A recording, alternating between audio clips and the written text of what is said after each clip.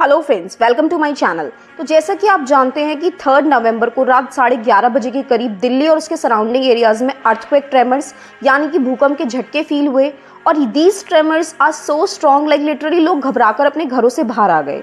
ये अर्थक्वेक नेपाल के जाजरकोट डिस्ट्रिक्ट में बताया जा रहा है and it was of 6.4 magnitude. और पिछले महीने से ये तीसरी बार था जब भूकंप के झटके महसूस हुए।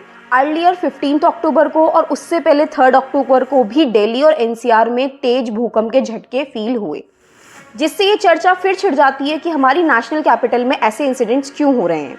सी Delhi and national capital region fall in seismic zone 4, जो कि हाई सिस्मिक रिस्क जोन है। आप में से बहुत लोग जानते होंगे कि सिस्मिक जोन क्या है, पर बहुत लोग नहीं भी जानते होंगे, तो मैं शॉर्ट में बता देती हूँ। सिस्मिक जोन मीन्स भूकंपीय क्षेत्र, वो क्षेत्र जहां भूकंप आने के चांसेस होते हैं। देखिए, किसी भी देश के सिस्मिक जोन इन चीज़ों पर डिपेंड करते हैं। पर्टिकुलर रीजन की सिस्मिसिटी मींस फ्रीक्वेंसी ऑफ अर्थक्वेक, मतलब किस रेट से अर्थक्वेक बार बार आ रहे हैं। सेकेंडली, उसकी अर्थक्वेक की हिस्ट्री एंड थर्डली वहाँ की सेटअप ऑफ टेक्टोनिक प्लेट्स। और इन सब फैक्टर को कंसीडर करते हुए bureau of Indian standards BIS ने भारत को 4 जोन में डिवाइड किया हुआ है, जोन 2, 3, 4 एंड 5।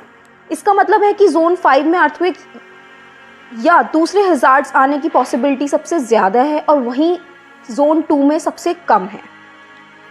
अब क्वेश्चन ये अराइज होता है कि दिल्ली जोन 4 में आता है, तो why Delhi is vulnerable to all these tremors. ये जोन का कैटेगराइजेशन मेनली दिल्ली की ज्योग्राफिकल पोजीशन पर डिपेंड करता है।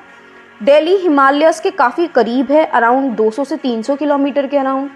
हिमालय का निर्माण या उसका फॉर्मेशन इंडियन और यूरेशियन टेक्टोनिक प्लेट के टकराने से हुआ है और इसका कॉन्स्टेंट टकराव ही वजह है जिसका एज अ रिजल्ट रेगुलर झटके आते हैं, जो कि इस एरिया को अर्थक्वेक प्रोन एरिया बना देते हैं और इसी वजह से हिमालय सिस्मिक जोन 5 में आता है। तो किसी भी एरिया का भूकंपीय खतरा इस बात पर भी डिपेंड करता है कि वो हिमालयन टेक्टोनिक प्लेट बाउंड्री से कितना पास है, जहां इंडिया और यूरेशियन प्लेट टकराती हैं। ये टकराव ही रिस्पॉन्सिबल है दिल्ली और उसके नेबरिंग एरिया सहित फुल नॉर्थ इंडिया में सिस्मिक एक्टिविटीज़ यानी भूकंपीय गतिविधियों के लिए। Hence, this is one of the factors why Delhi has been capped in zone 4th while Himalaya falls in zone 5।